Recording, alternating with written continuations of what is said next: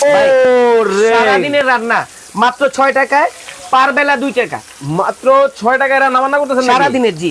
ওরে ভাই একেবারে গ্যাসের চুলার মতো রান্না বান্না ছাড়া, হয়ে মেস গেছে। ছাড়া এবং আগুন ছাড়া। ওরে ভাই, আজব কি এক কয়? রোবট কারি কুকার নিয়ে এসেছি। হ্যাঁ। সারা মাসের রান্না হবে মাত্র 180 টাকায়। মাত্র 180 টাকায় জাপান দেখেন থেকে রোবট নিয়ে এসেছি ভাই। সারা মাসের রান্না বান্না কিন্তু করতে পারবেন। জাপান থেকে নাকি রোবট চলে আসে। ওরে জি। ভাই একেবারে সেট করে রান্না হইতাছে ভাই সারা মাসের রান্না কেন 180 টাকা হবে বলেন তো? কেন? এই যে জাপান থেকে রোবট নিয়ে এসেছি, তা আবার ইনভার্টার।